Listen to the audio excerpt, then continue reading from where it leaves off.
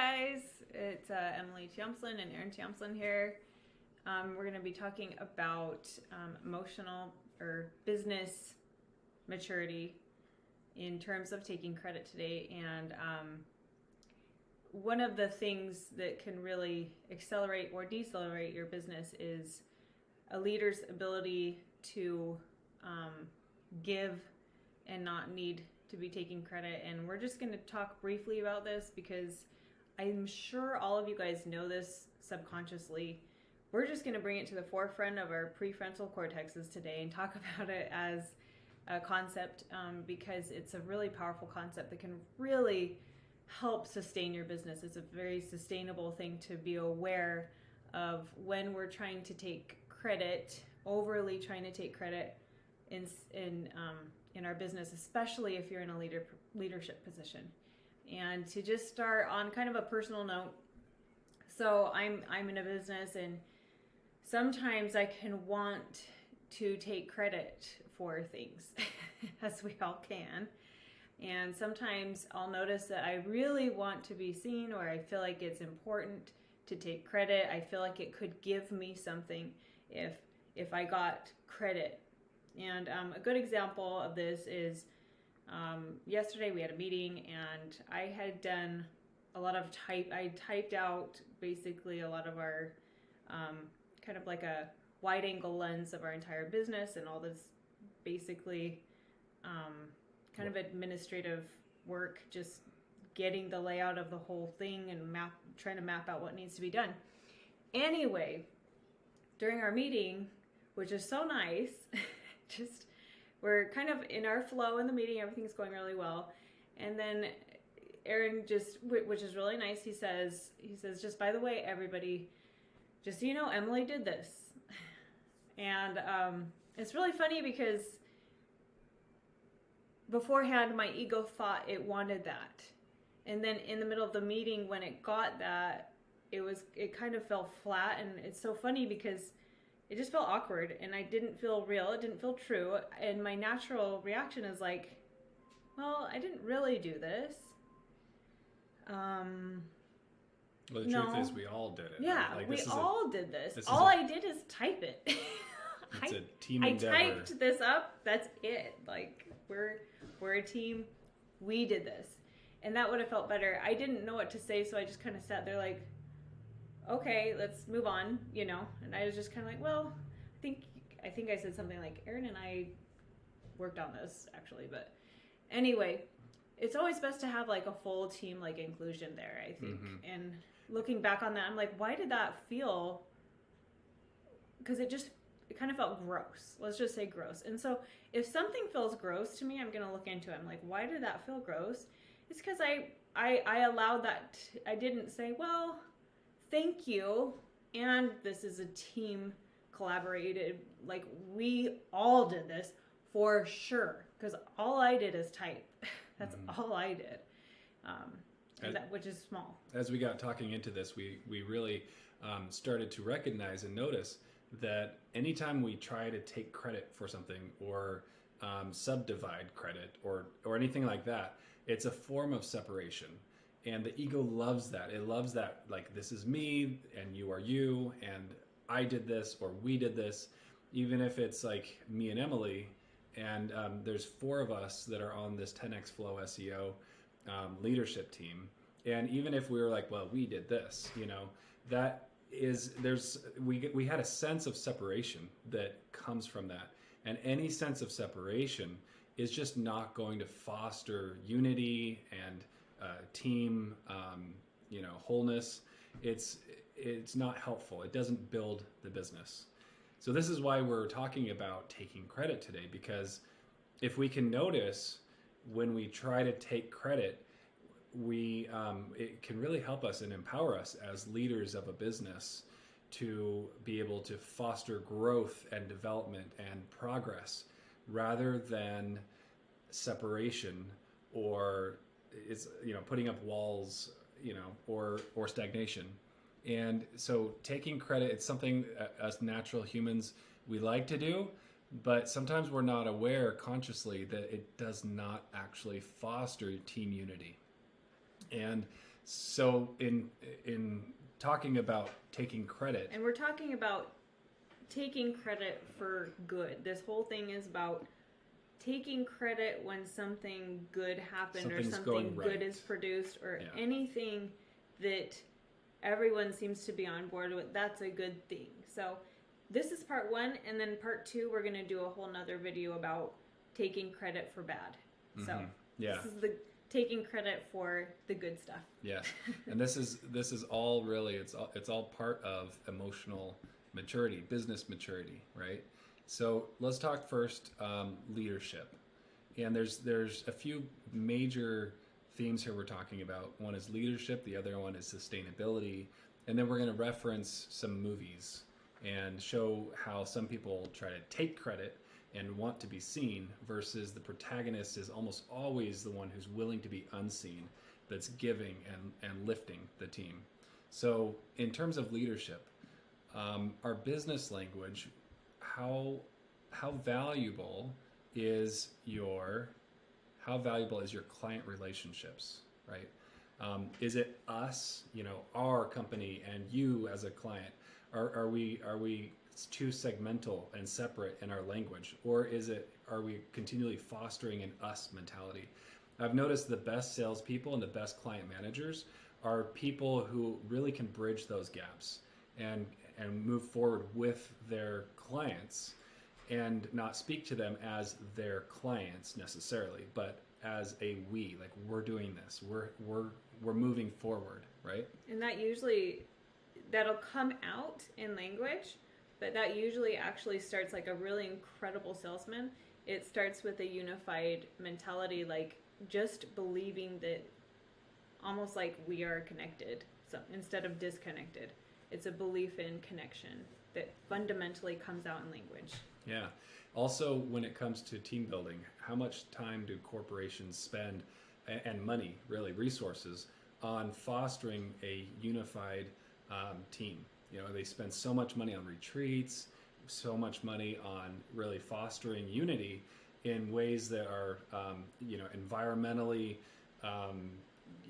like let's change this about the office, let's change that about the office. Let's put this picture up. Let's go do a team bonding. Rah, thing. And which all works. It's all good. It's all part of it. It's all good. But we forget the language. Sometimes we're like, well, our department this, or their department that, or and sometimes that can take from that team unity. And also, in terms of business language, the influence of the leader. Is the leader somebody who is trying to self-aggrandize, or are they willing to share in the success with everybody as equals? And that's what we're going to talk a little bit more about right here is that a leader that is willing to share credit and power is setting a tone in a really powerful way, because we humans are very much our brains are created to mirror. So as soon if I have a leader, the leader of my company needs credit desperately, and I'm hearing them constantly power grabbing and attention grabbing and credit grabbing, I'm gonna naturally, as I will mirror that, which means, oh, that's important. So I'll start doing that too. So I'll just naturally, because our brains are hardwired to mirror.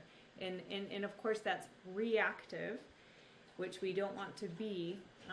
When we're emotionally mature, we can own that and understand that if you have a leader, or if I am struggling as a leader with this issue where I constantly am needing.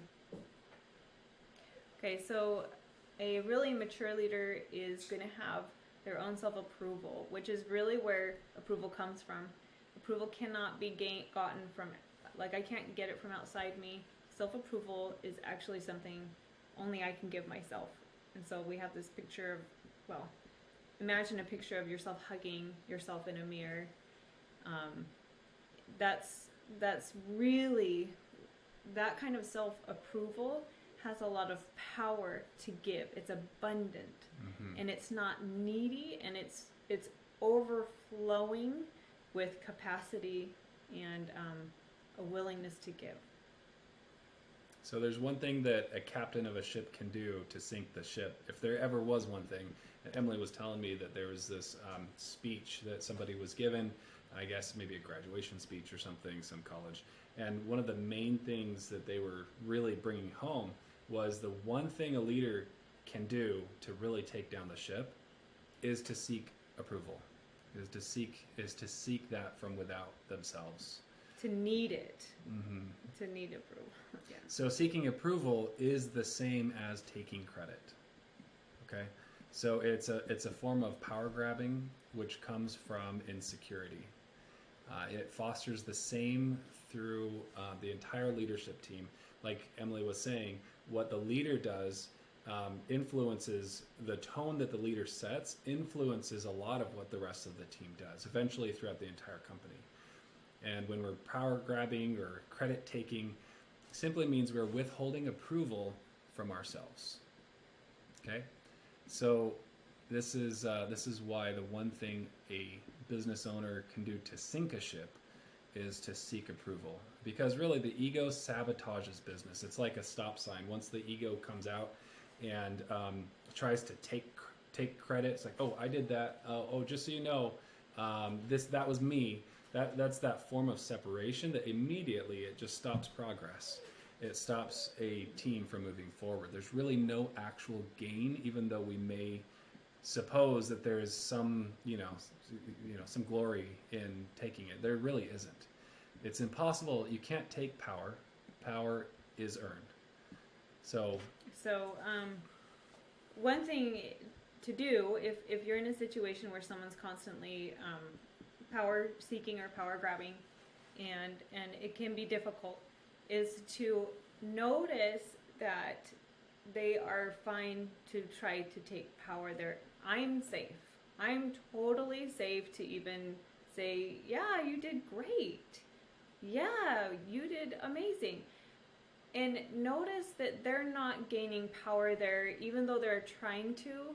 So it's just really important, because sometimes people are the mirror effect will be like, oh, they just took all this power. They took it.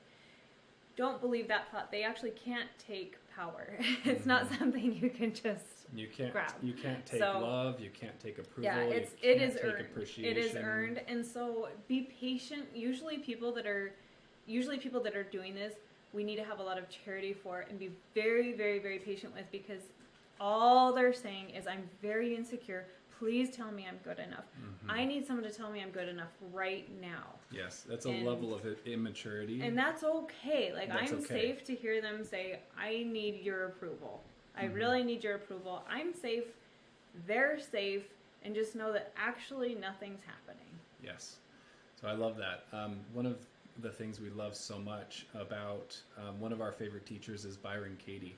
And what she says is her main prayer, if she were to have one, she says, is, God, spare me from the desire to seek for love, approval, and appreciation outside myself.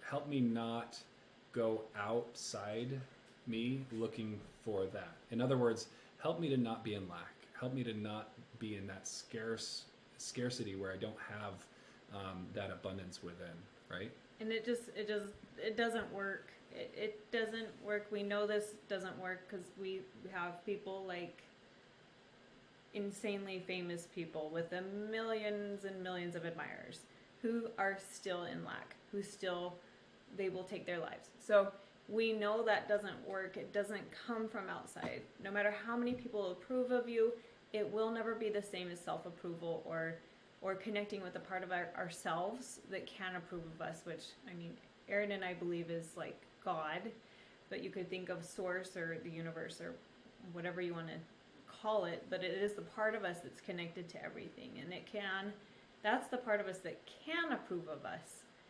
And there's an infinite abundance, right? And it's just an infinite wellspring,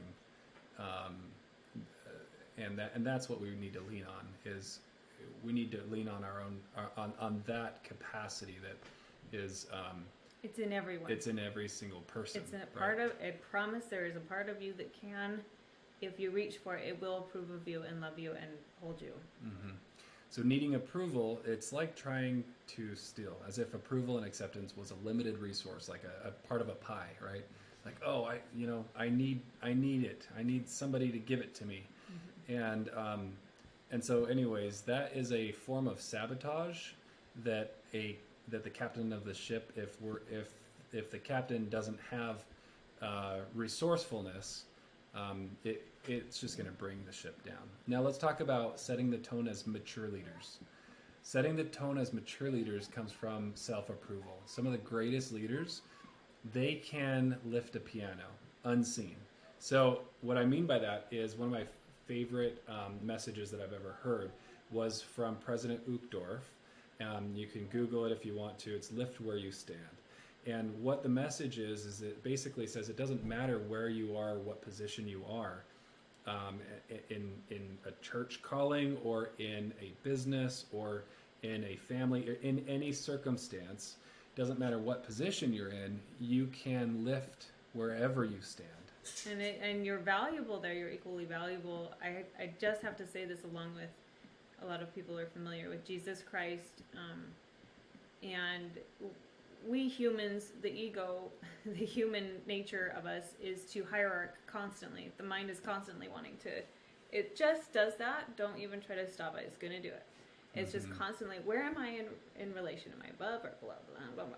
And so the disciples of Jesus were constantly nagging Jesus about how to get better than. And finally, Jesus is just like, dude, the least is the best. Mm-hmm. Which is just such a good way to just be like, there you go. The least is the best. Which means the humble is the servant is the best. Which is really profound. Profound wisdom that goes perfectly along with this message. So a leader of a business, it can really step into any department and actually be a resource to that department. It can actually serve and be of use of some degree, because they're not better than or they're not separate than. Yeah. They see themselves as part of that department. So they can help all departments basically lift the ship. So it's all about giving service no matter the credit. And I love that so much. So this is where taking credit does not matter as a great mature leader. We all lift the same wherever we are. So as a great leader, what you do if you're mature is you share and you give credit. You lift the ship. You build your crew, right? You build the people around you, because it's all about the rising tides raises all ships, right? The stronger and better that you can help your crew be, the better the ship is, the better the whole thing is. And people get a sense for that, and people respect that from great leaders. They have a capacity to compliment. They have a capacity to give. And that is what we think is sustainable, right? So sustainability, in terms of language, if we were to say, okay, we are doing great, like even if let's say I contributed, I know that I contributed maybe 80% of a project. If I could share that credit and be like, yeah, guys, we are all doing so great. Now, obviously, there's some stragglers that are going to need some help and some accountability, right? Systems. But nonetheless, we all start with a unified team. It's we, it's us, it's our team, our company. And so anyways, any form of taking is just not sustainable. The business is an ecosystem. Every part is interrelated. If we see ourselves as separate, now here's the key. I think this is a key takeaway for this entire taking credit message that we're trying to share here. If we see ourselves as separate, that's dysfunctional. Any form of taking is a separation. If we can see ourselves as whole, then we are then able to work interdepartmentally. We're able to bridge those gaps. We're able to work with stronger and more unified relationships. And people gravitate towards that level of business maturity. And then that's where we talk about respect. Can I just say one thing? Absolutely. So one thing to go along with that is just to imagine it is really tricky in business. A lot of the time we want to think of whoever's paid the most is the most important, and I can see how there's some sway to that. Usually people that are paid a lot just have a lot more education. That doesn't necessarily mean they're more important. And it's really tricky, like Aaron was saying, it's an ecosystem. Every business is an ecosystem. So if you could imagine the ocean and the trees vying for importance. So let's imagine the ocean saying, no, I am more important than you trees. And then the trees are saying, well, no, I think I'm more important. It's kind of ridiculous, right? Like, let's just say we're synchronistic. We are benefiting each other. It doesn't really matter the important one, who's most important. But it is really tricky because your brain is going to constantly think, oh, they're paid this much, I'm paid that much, I'm paid this, and then the ego wants to go into, that means they're more important. Just be onto yourself and onto that, because not necessarily doesn't mean you're like air. Should air be more important than the ocean? I don't know, but it's not seen. But I think it's pretty dang important. So a lot of the time, the servants of the company are the most important, in my opinion, and should be recognized as such, even if they're not paid as much. Sometimes they are the most important. So it's really tricky. It's a team effort. Well said. Well said. So that moves us to our next point here with respect. What leaders do we respect and want to serve and contribute our best for? Is it the ones who are all about me, me, me, me, me, me? No, it's not. You don't respect those, right? It's the leaders who bring out the very best in people. Those are the leaders that you respect. This whole idea can be summarized by considering some of the villains in movies versus some of the protagonists that you just love, right? Yeah. So I love how movies usually are able to summarize unconscious themes that go throughout our lives, the emotional unconscious themes of our lives. So Scar, obviously, he wants power, and Lion King, and right? In Lion King, he wants the credibility, and how does that end up for him? To take the kingdom. Yeah, one of our favorite movies, and I highly recommend you watch it, is Claws with a K. This is an incredible movie. Please watch it. So good. It's our favorite, and we make sure we watch it every Christmas. And basically, its theme is that giving is deeply meaningful, much more so than receiving credit. Like, it's so. There's a part of us that is made to give, and nothing compares to that. It feels so good. And I love how in Claws, they're unseen, and they're giving so much, and that eventually they're just so joyful. And you'd have to watch it as they are delivering. And it starts off with this very egotistical little brat, purpose. A brat of a kid like a very who's the son of some spoiled brat, wealthy person, and he's just all about me and my pleasures and my me, and then he's sent to Schmierensburg, which is the middle of nowhere, and he then has to go. It's hilarious. You just have to watch Schmierensburg it. is hilarious. It's like, it's so good. It's so well done. I love the art. Epitome of separation. Everybody's fighting. Everybody is at odds. It's so funny. and this character, the main character goes and realizes that he needs to find ways of serving and helping in ways. It starts with an egotistical reason. So he wants to get back to his dad's money, and he has to do these things to get back to him, and then he finds a way to get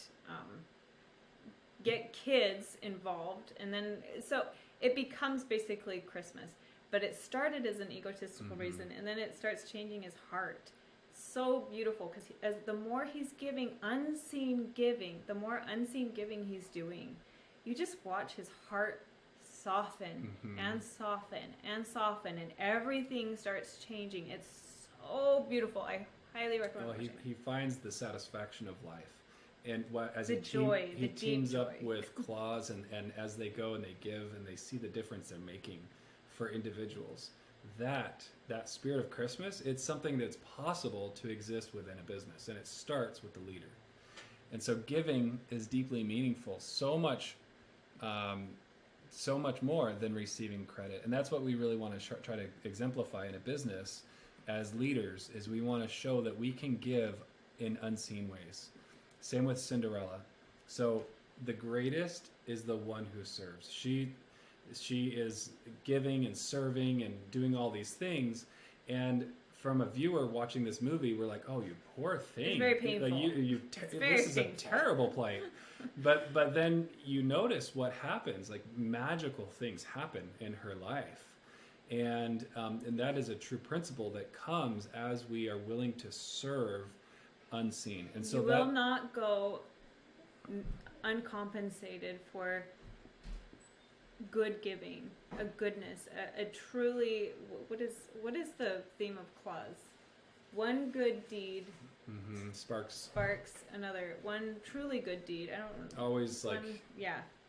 One inspires others and stuff. Authentically good deed inspires another until it spreads as wildfire. Basically, is the idea. And so Cinderella, she's authentic. She's authentically good, and she's authentically giving. She ends even with people that are pretty, what we would call like dysfunctional. Well, they're taking. You notice the sisters are taking. They're very much like me. Look at me. Look at my dress. Look at my. Oh, I need to go get the prince or whatever. Yeah. Right. And it's really hard to watch, but notice that the sisters aren't happy. Like, it's not working. And Cinderella is so wise. She knows, like, obviously you guys are miserable, even in your takingness. Yeah. You're still miserable. So she exemplifies servant leadership, even from her very humble position. And notice, she's the one that ultimately becomes queen of the kingdom. And that's really what we want to emphasize, is the tone that the leader sets in a business is the protagonist that we love. It's the one who doesn't seek their own, right? In terms of like, oh, I'm going to take my own, taking my own credit for anything. They're willing to be unseen. They're willing to lift wherever they stand. They're willing to really, it's the sustainability that can really make an ecosystem of a business thrive. And that's what we want to encourage. And that's what we're personally practicing. Yeah. We're not amazing and a lot of at these it. ideas come from Brooke Castillo. And failing ourselves. Servant leadership, good to great. There's so many good books on this. Servant leadership, yeah. Where they talk about servant leadership. So. Okay, so when it comes time, when you feel that urge to take credit, notice that that's the ego. Notice that doesn't actually give you anything. And notice how good and satisfying it feels to serve unseen and to give, and that's a long-term satisfaction that you can keep with you as a leader. And then as you embody that spirit, your employees, the people within your organization, then follow suit, and they start to notice and start to share in that teamwork and that unity. That's a tone that's easy for people to jump on, and it's abundant and it's sustainable. It's attractive. So that's our message. Thanks so much, guys.